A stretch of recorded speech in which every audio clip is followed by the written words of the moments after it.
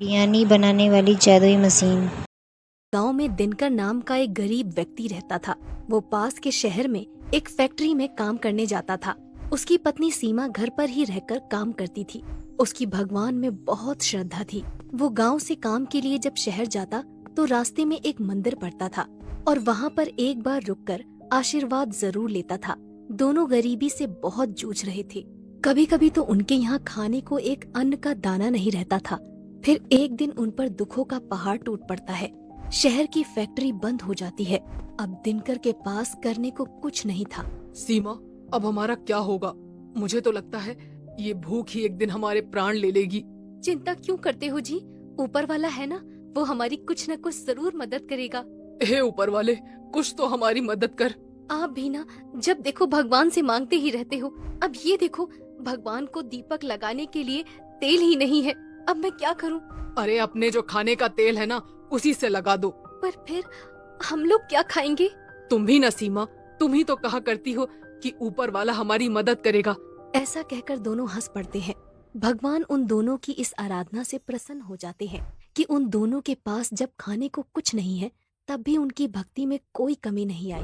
भगवान रात को ही उपहार स्वरूप उन्हें बिरयानी बनाने की मशीन देते हैं। अगली सुबह सीमा जब अपने घर का दरवाजा खोलती है तो बाहर बिरयानी बनाने की मशीन मिलती है। वो फटाफट दिनकर को बुलाकर लाती है। अजी देखिए, देखिए तो बाहर क्या है।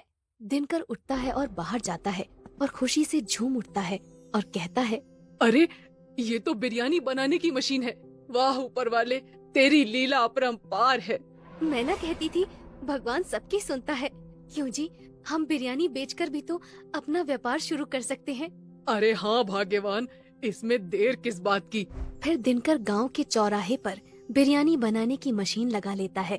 जहां वो मशीन में ऊपर से चिकन डाल रहा था और गरम गरम बिरयानी बाहर निकल जा रही थी। सभी लोग मशीन से बनी बिरयानी खाने को लेकर उत्साहित होते हैं।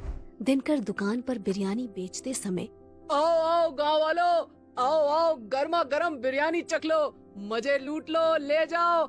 आज तक कभी नहीं खाई होगी ऐसी स्वादिष्ट बिरयानी, पालमपुर की सबसे स्वादिष्ट बिरयानी। वो ऐसा कहता जाता और चिकन मशीन के अंदर डालता जाता। दिनकर की दुकान पर भीड़ बढ़ने लगती है। धीरे धीरे दिनकर के पास पैसा भी बढ़ने लगता है। वो नया घर बना लेता है। दिनकर अब दुकान पर काम नहीं करता। उसने दुकान पर काम करने के लिए नौकर लगा लिए थे। दिनकर की बिरयानी दूर दूर तक जाने लगी। फिर उसने बिरयानी के दाम भी बढ़ा दिए थे। एक दिन जब दिनकर चिकन डालकर गरम गरम बिरयानी निकाल रहा था, तभी एक गरीब आता है और उससे बिरयानी मांगता है। पर वो बिरयानी के दाम सुनकर चौंक जाता है। अरे बाप रे, इतनी महंगी। दिनकर कहता है, दिनकर की बिरयानी किसी गरीब के लिए नहीं है। खाना है तो खाओ वरना चलते बनो। ना जाने कहां कहां से चले आते हैं। बिरयानी खाने की औकात नहीं है और चले आते हैं मुंह उठा के। ऐसा मत कहो दिनकर, तुम भी तो एक गरीब थे। गरीब था मूर्ख, अब नहीं हूँ। वो दिन बीत गए हैं। अब चलता बन यहाँ से, जबान मत लड़ा। आज तुम एक गरीब का मजाक बना रहे हो, पर याद रखना दिनकर, ये तुम्हें बहुत भारी पड़ेगा। तुम्हें मेरी बद्दुआ है कि तुम जहाँ थे वहीं दोबारा पहुँच जाओगे। तुमने आज एक गरीब का दिल दुखाया है। तुम तो जानती ही हो मैं कितना व्यस्त रहता हूँ। आजकल इन सब चीजों के लिए समय ही कहाँ है। भगवान मेरे से वैसे ही बहुत खुश है। तुम देख तो रही हो ना, लक्ष्मी माता की कृपा कितनी है हम लोगों पर। आज हमारे पास क्या नहीं है? घर है, जमीन है, दुकान है, काम करने के लिए नौकर भी है। भला भगवान की कृपा नहीं है तो ये सब क्या है? तुम बिल्कुल फिक्र मत करो सीमा, भगवान मुझसे बहुत खुश है। ऐसा नहीं है जी, व्यस्त तो हम सभी रहते हैं, पर हमें भगवान को कभी नहीं भूलना चाहिए, क्योंकि ये सब तो उन्हीं का दिया है ना। सीमा, अब तुम मेरा दिमाग मत खाओ। मुझे मत सिखाओ कि मुझे क्या करना चाहिए। तुम खाना लगाओ, मुझे खाना दो। कल वैसे भी बहुत काम है। ठीक है जी, जैसा आपको उचित लगे। मैं तो बस कहने से रही। ऐसा कहकर वो दिनकर के लिए खाना लगा देती है। ऐसे ही कई दिन बीतते गए। दुकान पर एक बार जब बिरयानी बनाने की मशीन चल रही थी, तब नौकर ने जल्दी जल्दी में परोसते समय एक प्लेट बिरयानी जमीन पर गिरा दी। दिनकर को ये देखकर बहुत गुस्सा आया। उसने कहा, मूर्ख, तेरे को अक्ल नहीं है क्या? हाथ पैर टूट गए क्या तेरे? काम नहीं करना आता तो आता क्यों है यहाँ पे? ऐसा कहकर उसने नौकर को एक लात मारी। बेचारा नौकर आगे जाकर गिर जाता है। चला जा यहाँ से, दूर हो जा मेरी नजरों से। तुम जैसे दो कौड़ी के लोगों की मुझे जरा भी जरूरत नहीं है। बेचारा नौकर गरीब मजबूर था, वो वहाँ से उठकर चला जाता है। दिनकर गुस्से में लाल होकर घर जाता है और सीमा उससे पूछती है, अजी क्या हो गया है आपको? आप बहुत गुस्से में दिखाई दे रहे हैं। कुछ नहीं हुआ, ये गरीब लोग, इन्होंने तो मेरा जीना ही हराम कर दिया है। कभी कोई बद्दुआ देकर जा रहा है तो कभी कोई काम ही नहीं आ रहा है। मैं तो परेशान हो गया हूँ इन गरीब लोगों से। कैसी बातें कर रहे हैं आप? ऐसा नहीं बोलते हैं। मत भूलिए कि हम कहाँ से उठकर आए हैं। आप भी इन्हीं लोगों की तरह मजदूरी करने जाते थे। अब तुम मत शुरू हो जाओ सीमा, कहाँ से उठकर आए हैं, कहाँ से उठकर आए हैं। हर कोई मुझे यही बात याद दिलाता रहता है। मुझे भी पता है कि मैं कहाँ से उठकर आया हूँ, नहीं भूला हूँ मैं। पर क्या अब भी ऐसी ही जिंदगी जीता रहूं? अमीर हूँ, अमीर की तरह रहूंगा। ऐसा कहकर दिनकर सोने चला जाता है। अगली सुबह दिनकर दुकान पर जाता है और मशीन चालू करता है और ऊपर से चिकन डालना शुरू करता है।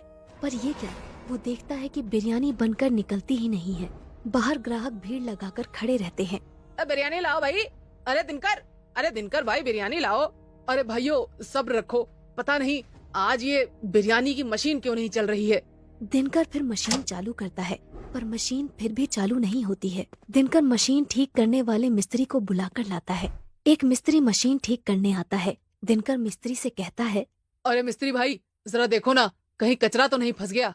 मिस्त्री पूरी मशीन की जांच पड़ताल कर लेता है पर उसे कहीं भी कोई भी खराबी नहीं मिलती। मिस्त्री थक हार कर वहाँ से चला जाता है। आज इसमें ऐसा क्या हो गया है, ये चल क्यों नहीं रही है। धीरे धीरे जो भी भीड़ वहाँ पर खड़ी थी वो सब जाने लगते हैं। दिनकर भीड़ को समझाता है, अरे भाइयों, अरे कहाँ जा रहे हो, अभी चालू हो जाएगी, थोड़ा इंतजार करो। रुक जाओ, अरे भाई रुक जाओ, एक बार चालू हो जाने दो, फिर गरम गरम बिरयानी खिलाऊंगा और कम दाम में भी खिलाऊंगा। बस रुक जाओ। पर दिनकर की कोई भी नहीं सुनता। सारी भीड़ दिनकर को भला बुरा कहकर वहाँ से चली जाती है।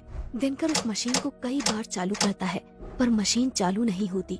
इतने में उसके सामने एक दिव्य शक्ति प्रकट होती है और वो दिव्य शक्ति दिनकर से कहती है, क्या हुआ दिनकर, मशीन चल नहीं रही, ये सोचकर परेशान हो रहे हो? जी भगवान, अब ये मशीन कभी नहीं चलेगी दिनकर। नहीं प्रभु, ऐसा मत बोलिए, मुझसे ऐसा क्या पाप हो गया? तुम्हारे पाप का घड़ा भर गया है दिनकर। तुम भूल गए कि तुम कहाँ से हो और कहाँ से आए हो।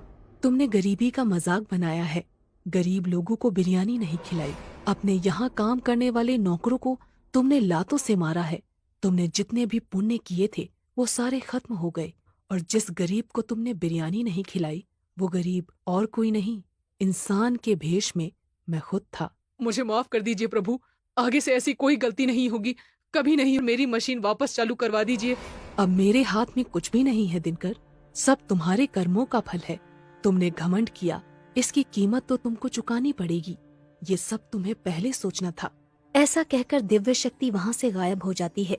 दिनकर फूट फूट कर रोने लगता है और कहता है, हे प्रभु, मुझे माफ कर दीजिए प्रभु, मेरी आंखों पर घमंड की पट्टी बंध गई थी।